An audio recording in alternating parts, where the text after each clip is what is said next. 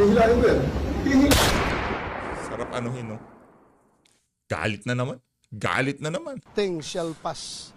Na sigang-siga ka. Oh. Kaya mo pagsabihan yung former president na hihilain ko yan, hihilain ko yan. Nako! That's too much. That's too much! Grabe, nuknukan ho talaga ng kayabangan nitong si Nicolas Torre. Ibang klase ho itong mama na to. Ika nga nitong si Senator Bato de la Rosa, hindi habang buhay nasa pwesto ka. Darating yung panahon na magiging ordinaryong mamamayan ka na rin ng Pilipinas. Sa bagay, baka wala ka na dito pagka nagkataon. Ayun na nga mga kababayan dito sa video na to. Napanood nyo ho yung ating intro. Ibang klase ho ang kahambugan at kayabangan nitong si Nicolas Torre. Kaya hihilahin niya daw itong si dating Pangulong Rodrigo Duterte. Ang problema kasi dito mga kababayan, bakit hindi man lamang kung wala ka ng respeto kay Tatay Digong dahil hindi na siya Pangulo o dahil ordinaryong mamamayan na lang siya, yung 6 na taon na inalay niya sa kanyang buhay para paglingkuran ng tapat ang sambayan ng Pilipino, yun na lang eh. Yung napakahabang panahon na hinalay niya ang kanyang buhay para mapaglingkuran ang ating mga kababayan sa Davao. Kahit yun na lang, yung dedikasyon niya para pagsilbihan ng ating mga kababayan, yun na lang dapat ang renespeto mo. Pero para sabihin, hihilahin mo si Tatay Digong. Huwag kang mag-alala, Nicolas Torre. Walang hihila sa'yo pag nagkataon. Walang yung ginagawa mo kay Tatay Digong na yun. Walang ano dyan. Yung sasakay ka namin sa aeroplano, hindi ka namin isasakay sa aeroplano. Huwag kang mag-alala. Pag nagkataon hindi ka namin isasakay sa aeroplano. Walang magsasakay sa iyo sa aeroplano, yan ang tandaan mo. Kumusta ko kayo lahat dyan mga kababayan? Welcome back sa PH Update. Muli po tayong nagbabalik sa panibagong reaction video. Dito sa video na to, kailangan nun nating ilabas itong mga video na to para malaman ng ating mga kababayan kung gaano kamali yung ginawa nila na yon kay dating Pangulong Rodrigo Duterte. Pero bago ko lahat ng yan mga kababayan, muli gusto ko magpasalamat sa mga kasama natin dito sa PH Update, kay Ma'am Arisa Yen, Maraming salamat ho dito kay Ma'am Grace Life. Maraming salamat ho. Mabuhay ho kayo. Dito kay CI, maraming salamat sa pagsuporta sa PH Update. Mega love shoutout din ho dito kay Ma'am Bell. Maraming salamat, Ma'am Bell. Maraming salamat. Ma'am Marisa yan, grabe naman. Oras naman to si Ma'am Marisa yan. Maraming salamat. Alam ko lagi kayong nakaantabay sa kung anong nangyayari sa ating bansa. Maraming salamat sa pagsuporta. At dito kay mega love shoutout dito kay Fulgner Family in Canada. Maraming salamat sa pagsuporta ko sa PH Update. At dito kay Lucky de la Cruz. Maraming salamat po sa pagsuporta. No? Yung iba kung di pa ho natin na shoutout na pakulay sa susunod na video na lang ho. Mega love shoutout sa lahat. Hindi ko na humalagay yung mga pangalan nyo pero kilala nyo naman ho kung sino kayo, yung mga sumusuporta talaga sa PH Update. Mabuhay ho kayo.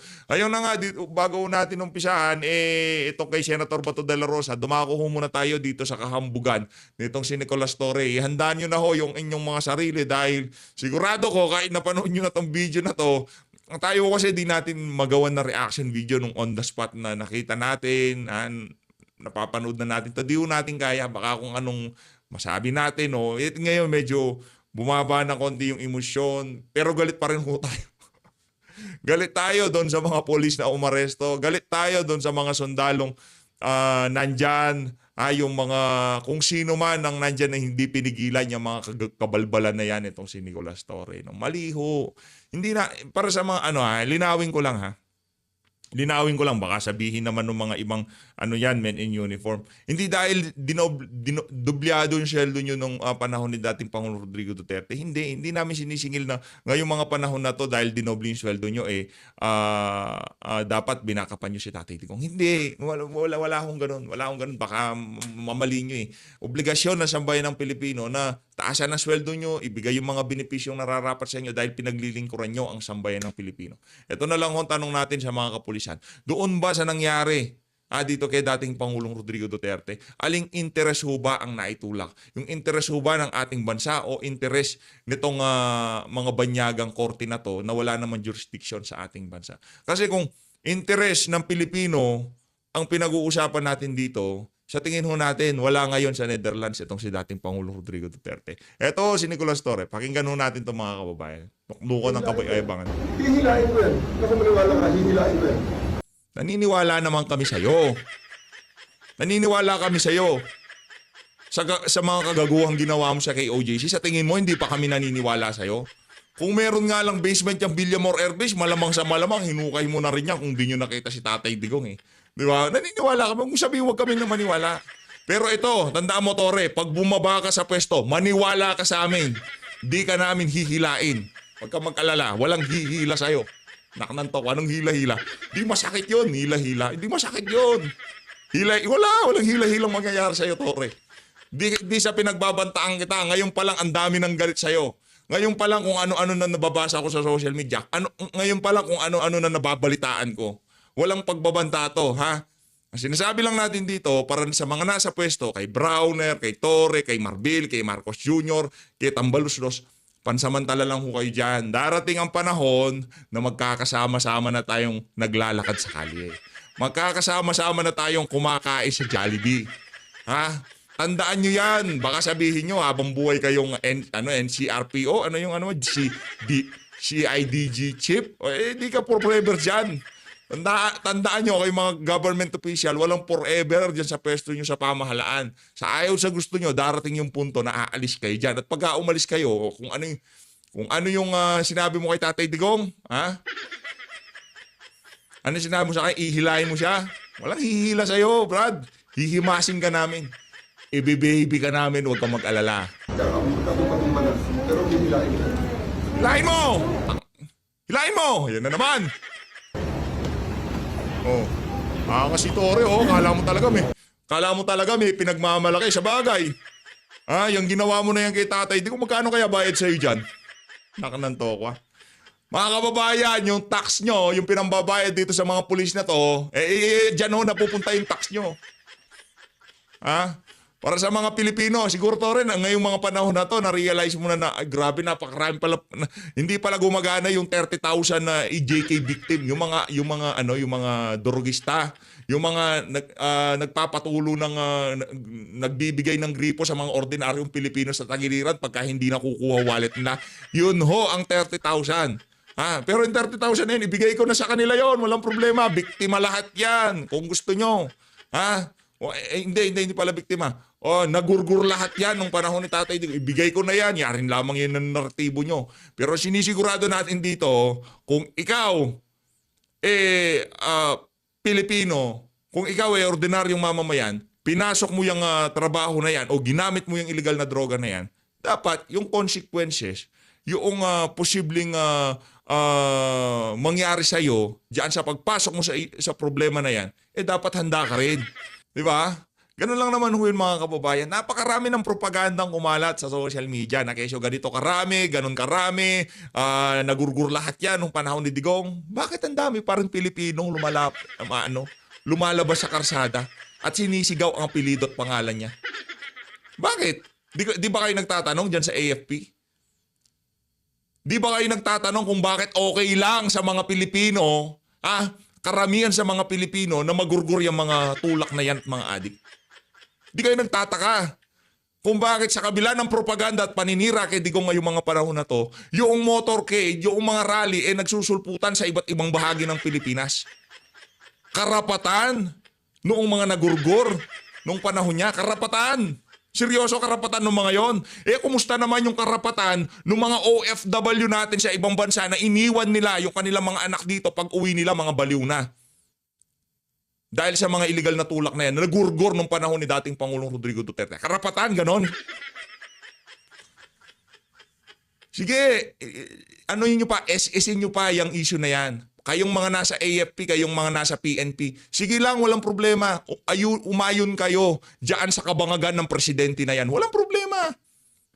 Yung masaya kayo. Yung pinaglilingkuran nyo na yan, yung commander-in-chief nyo na yan, kauna-unahang bagang na presidente na nagpakulong sa ibang bansa, hindi ho sa Pilipinas Doon sa presidenteng pinakamamahal at hindi ho natin malaman, mapanggang sa ngayon tayo rin dito sa PH Update, nagtataka kung bakit talagang alam natin na mahal ng Pilipino si Tatay Digong. Pero dito sa nangyari na to, hindi ho natin inaasahan na magkakaroon ng pagkilos sa iba't ibang bahagi ng Pilipinas, yung mga OFW nag-iiyakan, di ba? Pati ho tayo, alam mo natin, marami nagmamahal kay Tatay Digong. Pero kahit na tayo, na-overwhelm sa ating nakikita sa social media, di ho tayo makapaniwala na yung mga magtutubo, nakamotor sila, meron silang placards, yung mga mangingisda, alam ho kasi nila ang kanilang pinaglalaban. At yung mga yan, hindi bayaran. Di kagaya ng mga trolls sa social media, binabanatan yung mga taga-suporta ni Tatay Digong. Wala akong problema sa mga nakakakilala sa akin bilang PH Update. Wala akong pakialam sa inyo. Sabihin nyo na gusto nyo sabihin. Yung pagsuporta kay Tatay Digong, mahinang klase, walang utak, di nakakaintindi. Walang problema, sabihin nyo na gusto nyo sabihin. Ang sigurado ko lang dito, nung panahon ni Tatay Digong, malayang nakakalakad sa karsada pagka madaling araw. Walang maraming tambay, walang maraming durugista sa karsada. Yun lang sigurado ko. Yung tipong kahit na madaling araw lumabas ka, alam mo sigurado walang mangyayari sa'yo. Pagka nakakita ka ng pulis, alam mo yung pulis na yan, puprotektahan ka. Ang taas ng pagtingin natin sa mga pulis nun. Pagka nakakakita tayo ng pulis, gusto kong ganituhin. Gusto kong ganituhin. Mali. Mali pala. Ganunin. Gusto ko natin Di ba? Kasi nakakawalan ho ng nakakawalan yung mga pinapasweldo natin, dapat sana protektahan ng mga Pilipino. Sila pa hong naghatid doon sa isang pinakamamahal na Pilipino sa ibang bansa para doon siya litisin. Wala na. Ibig sabihin, mga pulis, from now on, wag na kayong magkukulong. Diretsyon nyo lahat sa Netherlands. Inang yan. Di ba? Hindi gumagana korte natin Walang kwenta yung natin, judicial system natin. Lahat ng nahuhuli ng PNP, mag-ready kayo ng eroplano, ipadala nyo lahat sa Netherlands. Nako, di ba? Gusto kong ganyanin yung mga pulis. Kasi nakakawala ho talaga ng respeto. Pasensya na ho, marami hong matinong pulis. Maraming matinong pulis. Meron silang binabayarang kotse, bahay, kabit, at kung ano-ano pa. Hindi ho sila makapag-resign. Naiintindihan ho natin sila, kaliwat kanan na loan. Di ba? Hindi, so kahit na anong ipagawa sa kanila, gagawin nila. Dahil nga naman, meron silang bahay na binabayaran, kotse, at kung ano-ano pang loan nila, hindi ho sila basta-basta makaka-atras. Diba? Kaya kailangan nilang ibenta si Tatay Digong para mabayaran yung dapat nilang mga bayaran, mga obligasyon nila. Benta na lang yung prinsipyo para sa sweldo. Ganun ho ba yun? Hindi lahat ng pulis, again marami na ho nagbitiw. Mahigit 150 na ata mula kahapon. Marami na. At saludo ho tayo sa mga yon. Pero para doon sa mga pulis na naghatid pa kay Tatay Digong at meron pa kayong paluha-luha, paluha-luha, i-save nyo yung mga luha na yan. Para pagka yung mga amo nyo na ngayon na gumipit sa mga Duterte, sila nang binaybi namin, kailangan nyo yung luha na yan para sa kanila. Ibe-baby lang naman namin kayo. Baby lang. Kayo naman, oo. Marami. Naku, Torre! Marbel, Marcos Jr., sabihin ko sa inyo, nag-uumpisa pa lang ang galit ng sambayan ng Pilipino. Kesyo ayaw daw mo. Mamaya na pag-usapan yung isa na yun. Tuloy natin. So, President, kung masusunod dito ngayon, reklamo niyo lang ako. Nireklamo mo na lang ako. Reklamo na lang daw siya. Sino? Wala mas mataas sa akin. Ako na ang commander dito. Ano yung gusto nang kausapin ni Tatay Digong si Marcos Jr. Sa tingin ko o kaya si Marbil, mas mataas sa kanya Ibig sabihin Commander-in-Chief. No? Ibig sabihin Commander-in-Chief or Chief PNP ang gusto makausap ni Tatay Digong. Itong siraulo na to na si Marbil. Mali. Sorry, erase. Itong mayabang na to na si Marbil. Marbil, baka magalit ka. Bibi ka lang naman namin. No? Lalagyan ka namin ng baby powder. Hindi ako sa aeroplano. Your lawyers are witnesses. You can always file. You have to kill me. It's not our intention. You have to kill me to bring me to Hague. It's not our intention, sir. Ayun yung close in ni Tatay Digong yan. Na-meet na ko natin yan, yung close in. It's not our intention, sir. Yes, you. Sir, di ba siya po yung taga? You know that they're trying to do it. Para sa mga pulis. Para sa mga pulis na nandyan. Nyo lahat, kayong lahat. Mga walang iya kayo.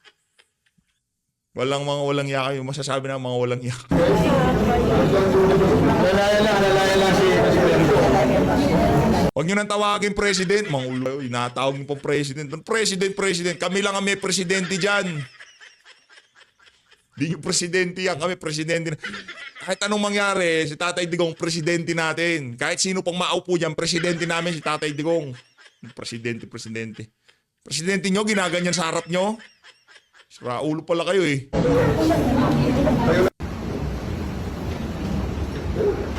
Hihilahin ko yan. Sarap anuhin, no? Galit na naman. Dito, Senator Bato, banatan mo nga tong si Torre. Langyang Torre to. Oh. Hihingi raw ng proteksyon sa Senado si Senator Bato de la Rosa. Sakaling Senator Bato naman. Ano ba yan? May hingi ka ng proteksyon.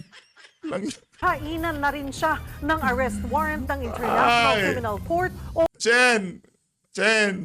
ICC. Yes. Git pa ng senador, pakiramdam niya, tinraidor sila ni Pangulong Bongbong Marcos, lalo't nangako raw ito na hindi makikialam ang ICC. Ang kanyang eksklusibong panayam nasa frontline. Nasa Sakit? frontline report ng ang aming Mindanao correspondent na si Bril Montalvo. Sa pagkakaaresto kay dating Pangulong Rodrigo Duterte, umugong ang pangalan ni Senator Bato de la Rosa dahil kasama siya sa reklamo sa International Criminal Court o ICC bilang nooy PNP chief nang ipatupad ang tukhang. Sa eksklusibong panayam ng News 5, sinabi ni de la Rosa na wala pa siyang nababalitaan tungkol sa kanyang arrest warrant mula sa ICC. Wala pa. Ang alam ko, wala pa. Pero, darating at darating yan. Hintay lang natin. Giit ng senator, kung sakali mang lalabas ito ay hihingi siya ng proteksyon mula sa Senado. I will avail of the protection from the Senate. Then pag hindi na kaya lang akong protektahan, then I will turn in myself peacefully. Humiling din siya ng proteksyon kay Senate President Chis Escudero. I hope he can protect me up to what extent na kaya niyang i-afford sa akin.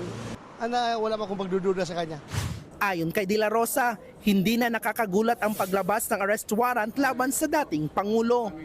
Pero ikinalulungkot at ikinadismaya raw niya ang naging aksyon ng Marcos administration. Pakiraw ng senador, trinaydor sila ni Pangulong Bongbong Marcos lalo't nangako raw ito na hindi makikialam sa ICC.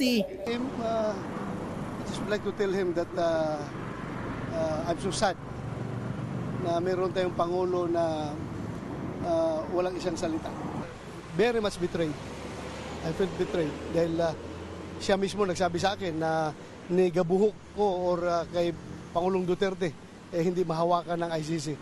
Dahil sabi niya kung i-allow ko yan na makialam ang ICC dito, baka after the Dutertes, after sa inyo, kami na naman ang next na imbestigahan yan. So naniwala ako, pero iba ang nangyari ngayon. Nako, ito naman si Marcos Jr. Alam ka naman, pasasakayin pa namin kayo ng eroplano. Pagkatapos ng termino mo, walang eroplano. Walang ganon. Kagaya kay Tatay Digong, hindi namin kayo papadala sa ICC. Wala kayong ICC makikita, huwag kayong mag-alala. Kayo naman, gagastosan nyo pa yung sambayan ng Pilipino 7 million para lang dyan sa charter plane na yan. Hindi namin kayo papadala sa Netherlands. Huwag kayong mag-alala, okay? Ay, ang sambayan ng mga kababayan ho natin, yung mga galit, Netherlands yung mukha nyo.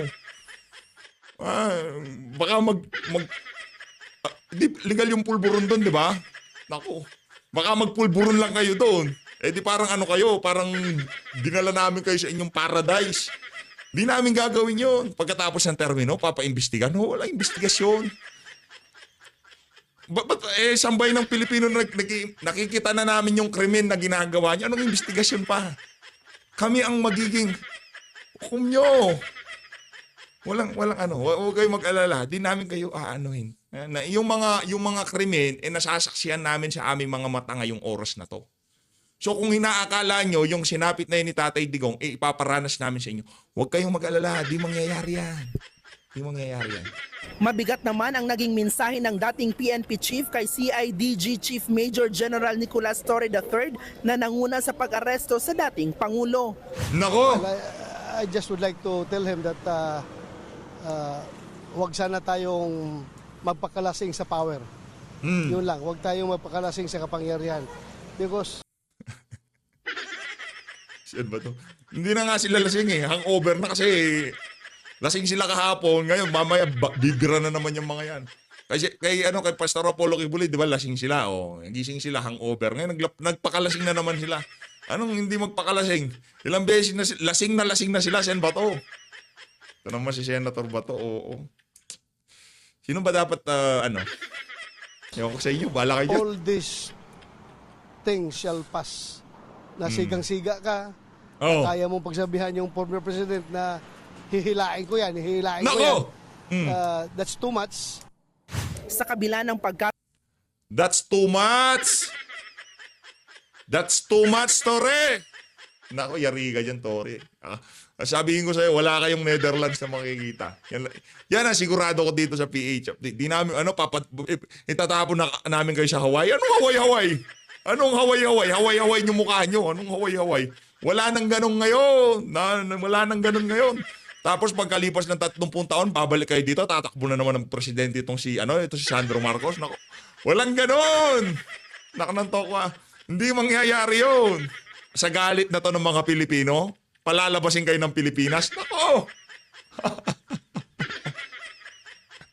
Nasabi ko sa inyo, walang pagbabanta ha. Sinasabi namin sa inyo, ibibaby namin kayo. Ibibaby namin kayo. Johnson and Johnson baby powder namin yung mga pick nyo. Walang ya kayo ha. Sige. Darating din yung oras. Sinasabi natin dito, darating din yung oras nyo. Ngayon, din nyo pa oras. Kahit ano naman pagmamakto lang gawin namin dito. Kahit sandamukal na mura pa matanggap nyo sambay ng Pilipino. Kahit isang timbang luha pa ang ilabas ng mga taga-suporta ni Tatay Digong. Walang mangyayari. Kasi nasa posisyon kayo. Pero darating yung punto na bababa kayo at syempre, iba na administrasyon nun. So yung mga kabolbalan nyo na yan, huwag nyo sabihin na gantihan na lang ang politika. Ganun, yan ang... Ayun naman, parang yung ginagawa nyo nga na yan, wala man sa inyo ginawa, hindi namin alam kung ano ginagawa nyo pagganti. Dahil ba tinatawag kayong bangag? Dahil ba binansagan kayong bangag? Tambaluslos? Diwata? Dahil ba ginaganyan kayo sa social media, kaya ginagantihan nyo si Tatay Digong? Walang yang to. Eto, rektaho tayo dito kay Tapusin mo muna itong kasi ba to? Kaka-detain ng dating Pangulo sa The Hague, Netherlands, naniniwala si Bato na makakauwi ito ng Pilipinas. Kumpiyansa rin daw siya na malulusutan nila ito. We were together when we waged the war on drugs. I'm very confident na Tuloy natin. Si hanggang J. Guevara na yan. Pambira talaga, Tuloy! malulusutan namin ito. Ipinagdiinan din ni De La Rosa na kung meron mang extrajudicial killing noong war on drugs, hindi raw sila ang nag-utos. Correct! Kung meron man nangyari, meron, pero hindi yan sinasanksyon namin. Hindi namin pinag-utos. That's beyond our control. Hanggat wala pang warrant of arrest, Naniniwala tayo doon, Hindi yung pinag-utos ng Estado, walang kinalaman yun ng administrasyon ni dating Pangulong Rodrigo Duterte. Dahil dyan, erekta na tayo dito sa natin, kumbaga, main event natin, ito bang si Mayor Baste. Kay Mayor Baste na ba tayo? Ay, dito muna pala tayo mga kababayan. Hindi ito intended para sa mga taga-suporta ni dating Pangulong Rodrigo Duterte. Itong video na to para sa, kumbaga, para doon sa mga Pilipino na sa tingin nila tama yung ginawa ni Marcos Jr. Buti pa yung mga banyaga, nakikita nila na merong mali dyan sa desisyon na yan ni Bangag.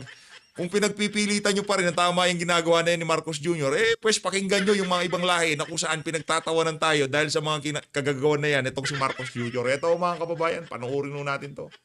One thing they must understand, that Marcos has literally shit on the law and the constitution of the Philippines. All right? There is no Interpol warrant of arrest. There's no ICC warrant of arrest. That supersedes in your constitution and by law any warrant from outside the Philippines. This kidnapping and deportation of Duterte is purely Marcos. He's behind it. Like I said, political and financially, because he is draining the Philippines dry. Buti pa yung mga ibang nasyon, mga banyaga, alam nila totoong nangyayari sa Pilipinas. Yung mga mismong Pilipino na nagpapakaasa, bagay kumikita naman pala sila kay Marcos Jr. Yung mga nandito sa Pilipinas, na nasasaksikan nila sa kanilang mga mata, yung pagnanakaw ng gobyerno, yung walang humpay na pamimigay ng ayuda, mga palpak na proyekto, sarado pa rin ho mga mata nila. Ito ho, mga video na to, pambukas ho ito, kumbaga mga blade ito nabubukas sa kamalayan at mata ng mga nagbubulag-bulagan sa mga kalokohan nitong si Marcos Jr. Gising ho kayo. Dahil kung yung mga nagsasabi na mga banyaga na merong ginagawa ang administrasyon na to na mali at kayo pinagpipilitan nyo pa rin wala, meron ho tayong problema dyan. Di ba? Lahat yung pagkaka-aresto ni Tatay Digong, hindi ho kasalanan ng ICC yan. Hindi ho kasalanan ng Interpol yan. Kahit anong warrant pa ang ilabas ng ICC o Interpol, wala naman ho silang magagawa pagka sinabi ng presidente, mga buwisit kayo, alis kayo dyan. Wala akong magagawa. Walang magagawa ang kung sino man pagka sinabi ng presidente, DOJ, pagka pumasok dyan yung Interpol, huwag nyo silang pansinin. Doon ba kay Netanyahu walang Interpol? Doon ba kay Putin walang Interpol? Nakananto ko ha. Meron din ho silang warrant ha, galing ICC. At yon matagal nang nakapublish pero hindi sila nahuhuli. Ito alas 3 ng madaling araw, pagka alas 11 ng gabi, ayun, mabilis pa sa alas 4, pinadala si Tatay Digong. Ngayon, sambayan ng Pilipino, sa mga susunod na pagkilos, tigilan na ho natin yung pagiging keyboard warrior. Kung merong malapit na pagkilo sa inyo, hindi, maganda yung grand talaga, yung talagang magsasama-sama lahat ng persa ni dating Pangulong Rodrigo Duterte. Kung baga, isang bagsakan, tingnan natin kung makakapag-angas yang si Torre. Tingnan natin kung baka yung mga pulis, sumama na rin sa atin nun eh. Di ba? Pagka nakita ho nila yung ating mga kababayan, lalo yung mga senior citizen, pumupunta doon dahil sa nakita nilang pagmamahal kay dating Pangulong Rodrigo Duterte nung siya pa presidente. Nako, yung mga pulis, tingnan natin. Subukan yung tambuhin yung aming mga senior citizen, yung mga kababaihan. Sigurado maghahalong balat sa tinalupan. Kunyari nag-a-advance yung tipong dumadami yung mga kababayan natin tapos nauna yung mga OFW. Tingnan natin kung anong gagawin tong mga pulis na to. Hindi o tayo nagkikayat ha. Ang gagawing Grand Rally, Peace Rally. Ayan, kayo. Kumbaga ilabas lang natin sa loobin natin ngayon pagka napuno yung buong Liwasang Bonifacio, napuno ang Mendiola, wala magagawa natin. Wala tayong magagawa kasi lumalabas ang tao eh. 'Di ba? Yung iba nakikiisyoso, yung mga dilawan at pinklawan, mga lilistan, magbebenta daw ng mga tubig. Magbi-business daw doon. Wala tayong nabasa eh. Okay lang ba yung malaking rally? Magbebenta akong tubig. Magbebenta akong ice candy. Magbebenta akong Graham. Sige lang. Pagkahalata kayo, mga mukhang pera talaga, oo. Di ba? Mga mukhang... Bagay, pera lang naman talaga eh. Di ba? Mga mukhang pera talaga, di ba? Hindi, ginagawa lang katatawanan yung nangyayari kay Tatay Digong. Minamak nila yung sitwasyon. Sige, mag-rally kayo. Bebenta ako tubig. Bebenta ako Grahams. Benta lang. Time to stand up. Marcos is a dictator like his dad. He has broken every rule in the book for what he did to Duterte. He was supposed to be tried firstly in the Philippines if he did something wrong. Number two is they did not. Number three, no court of law, no outside court of law, no Interpol's warrant of arrest supersedes any law of the Philippines. And the Supreme Court will stand by that. Wake up. Marcos is rubbish. Marcos is rubbish. Mga loyalista. Di kami nagsasabi niyan. Yung mga foreign observer, yung mga nangyayari, yung mga kumbaga, halimbawa tayo, meron tayong komentaryo sa nangyayari sa Amerika, meron tayong komentaryo sa mga nangyayari diyan sa Diyan kay Zelensky, di ba? Meron tayong mga ano diyan, meron tayong mga side comment. Sila din, meron din silang mga ganyan sa mga nakikita nila sa Pilipinas. At sa kanila, wala silang bias, di ba? Anong pakialam nila kay Digong? Anong pakialam nila kay Bangag? Wala silang pakialam. Ang sinasabi lang nila kung ano ang nakikita nilang sitwasyon ng Pilipinas ngayong mga oras na to. Pero sige, tuloy nyo lang yan. Para sa mga nasa PNP, meron hong namumuong malaking kaganapan sa ating bansa sa mga susunod na araw. Para sa mga nasa Metro Manila, handa-handa lang ho, di ba? Mga maiingay sa social media dyan, karamihan ng mga opisina ng mga troll nandyan sa Manila. Pagka si Kapdado, nakita niyo yung mga opisina nyo, nako, magtago na kayo. Yung mga cellphone at computer nyo, nako, yari kayo dyan. Dito na ako. Mga troll yung mga yun. Dito tayo sa nangyaring kaganapan kagabi, nakakaano. Kanina, taas-taas ng energy natin, tumawag tong si Jay Tumawag si Jay. PH! Tol, paano ano to? Taas ng energy natin, biglang bagsak. Paano? Nakarangkada kayo. Hindi, pero ayos lang yan. Ano na yan, dire-diretso na yan si Jay. Malupit yan eh. Magaling ho yan. Isa yan sa mga, kumbaga, sinusubaybayan nating vlogger yan, si Jay Guevara. Follow nyo, malupit yan, Jay Guevara. Jay Guevara TV. Ay, nag-live na nga pala yung third floor studio. Napanood natin yung emosyon nitong si Madam. Talagang yung silakbo ng kanyang damdamin, ramdam ko pa rin yung mapanggang sa ngayon. Matindi ho mga kababayan. Daig pangaraw ng breakup eh. Dito, rekta ko tayo dito kay Mayor. Ihatag nila ang mamahan. Probably, kami na ako na sunod kay kinsa ba sa mga titungod mga anak nila naapog ng salita. So again, salamat kaayo dako kay nang utang sa mga pamilya na binagyod karon nga niya mong musuporta sa mga kami nanarbaho lang yun ako sukad na vice mayor ko kaning kamot ra gyud yung taon ko nga mapatunayan ako sa sarili sa inyo nga ako dapat may manarbaho aning posisyonan ni hantod karon maulang gihapon na wa milaing gusto ani kalibutan ni kundi manerbiso sa inyo ha. Salamat kaayo sobra na inyong ginapakita kung gusto nako nga makapahuay mo maulay mo kung unsa man ni dawato na mo ni kaya man na mo ato bang ikibaw man ni ako bisag kani karon wa ko'y sak nila wa ko'y sak bisag kan pinsa message suno ka ko General Torre Mayor salamat kuha na lang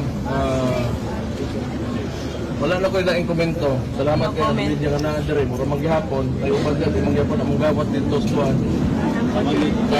Legit tama. Wala ako gasalig to sa mga tao pero Yes. Gawas ang kuan. Mainstream media medyo wala na. Bias. Mabuhay mong tanan mga tagawin.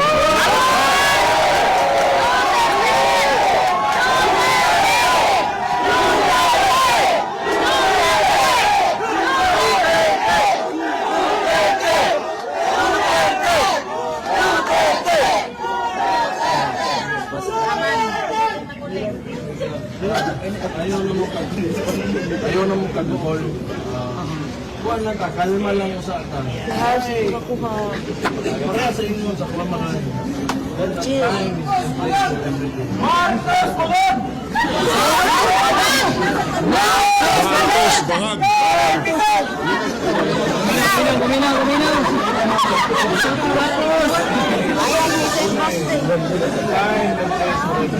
Mantakay mo, presidente ka pa, ganyan ka na babuyin na sambahin ng Pilipino. Kumusta na lang pagka hindi ka na presidente? Nakanantaw ka, siguro kahit saan ka pumuntang Pilipinas, dinud. Di ba? Kung ano-anong sign ang binibigay sa iyo, di ba? Ito kay Marcos Jr., di ba? Presidente ka pa, ginaganyan ka na. Paano na lang pagka hindi ka pa presidente? Nung presidente si Tatay Digong, walang gumaganyan sa kanya. Di ba? Ayun lang, friendly reminder from PH Update ka nga. Ayusin yung trabaho nyo. Hindi naman habang buhay, presidente kayo. Tatay nyo nga, di ba? Gusto niyang mamatay na lang presidente. Ano nangyari? Pero kami, hindi namin kayo papatapon dyan sa Hawaii. Hindi kayo babalik dyan. Ba't kayo babalik dyan? Gagawin nyo dyan. Wala namang ano dyan, wala namang... Dito tayo sa Pilipinas. Walang aalis dito. Sasama nyo si Torres, si Marbil, tsaka yung si Browner. Huwag kayong alis. Dito lang tayo sa Pilipinas. Sama-sama tayo dito. Alis. Walang aalis. Walang pupunta sa Netherlands. Walang ICC dito. Pagka wala na sa pwesto si Marcos Jr., dito kayo sa Pilipinas. Huwag kayong aalis. Di ba? Saan kayo pupunta? Wala nang papaalis sa inyo. Walang magrenta ng eroplano para daling kayo sa isang lugar. Walang ganon. Unless na lang kung tatakas kayo. Di ba? Pero kami, mga Pilipino, papatapon kayo. Hindi kayo papatapon. Dito lang kayo. Huwag kayong aalis.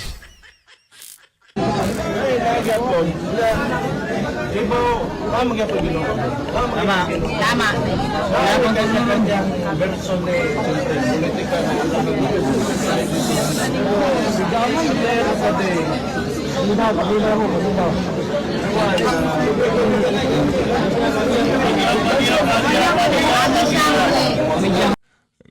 Balita ko natin, itong si Torre, nasa Davao na daw. Talaga naman. Pinagbibigyan kasi yung ano na yun, yung general na yun, kaya namimihasa eh. Naku, Torre.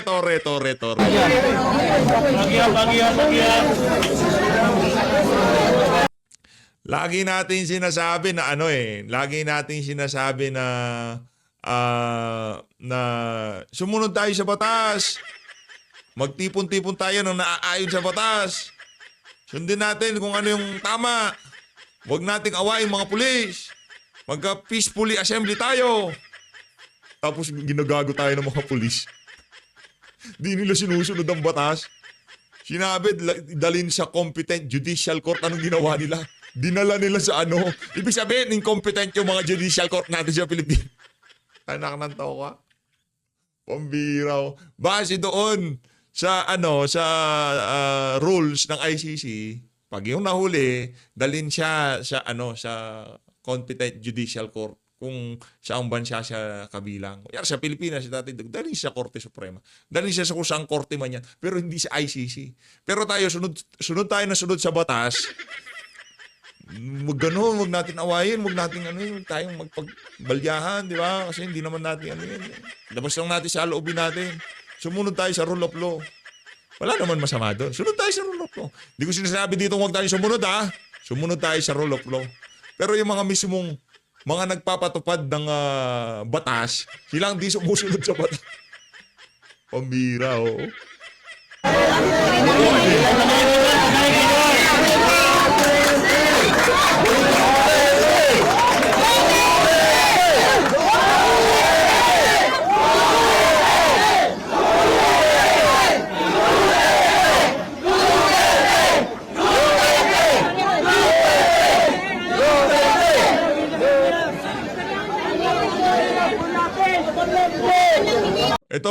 Itong si Senyoran, looking for mambabarang na daw. Naghahanap na siya ng mambabarang. Sa Sikihor, diyan sa Capiz, marami diyan. Senyora, hanap tayo. Sige, pagtulungan natin yan, Senyora. Ambag-ambag na lang tayo, chipin-chipin na lang tayo. Bayaran natin, kahit magkano pa yung mambabarang na yan, barangin lang yung mga dapat. Hindi, joke lang.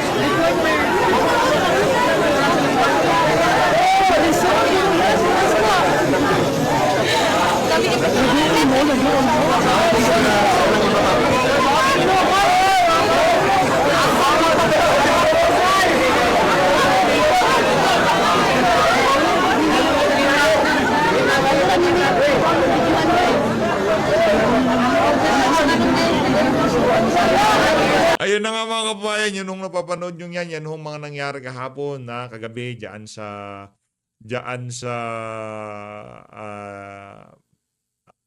Davao, dyan sa bahay nitong dating Pangulong Rodrigo Duterte. Dito na natatapusin ang ating reaction video. Maraming salamat sa pag-support sa PH Update. Mag-ingat po kayong lahat. Mahalin natin ang Pilipinas. Mabuhay, mabuhay, mabuhay yung mga Pilipinong nagmamahal kay dating Pangulong Rodrigo Duterte.